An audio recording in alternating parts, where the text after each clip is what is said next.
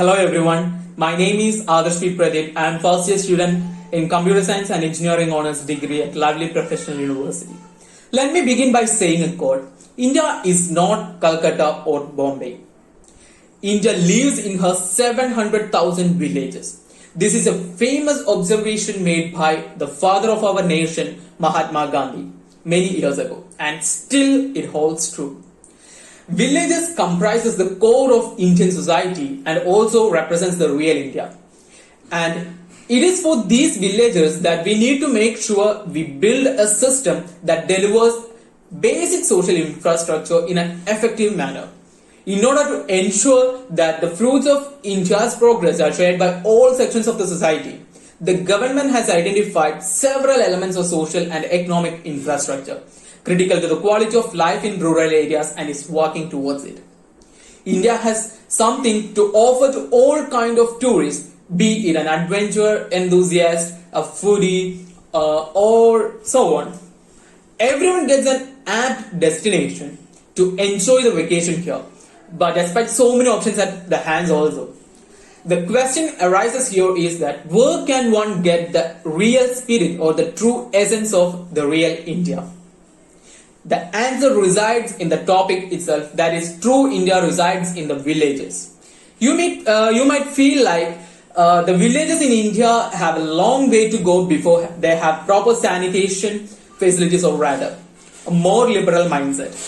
But the truth is, what you see in the rural villages in the past of India, a simple and primitive past that the villages have still maintained. There are many other facts to consider about these villages. If you consider the fact of houses and family, the houses in Indian villages are made of clay and mud. Most of these households have cows and hence to get fresh milk and eggs.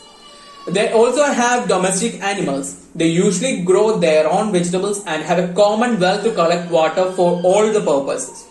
The best thing about these villages is that they are very environment friendly.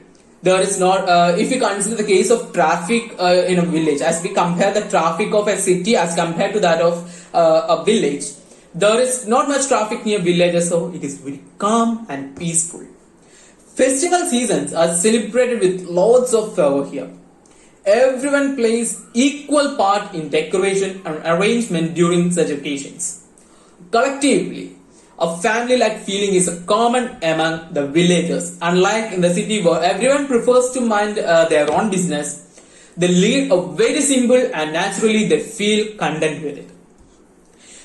If you consider, if you move on to the past, that if you just consider the early history of India, villages are in a vital position in determining the economic conditions of kingdoms. But after the invasion of British, the condition changed.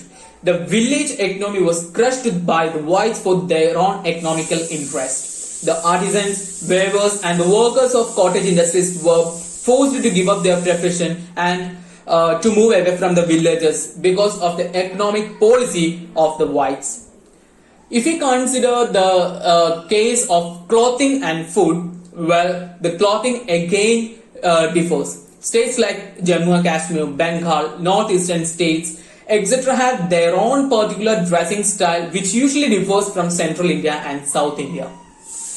The people are friendly people who live in harmony with the whole village as if it is one large family. The main occupation is farming among men and women who usually take care of the house.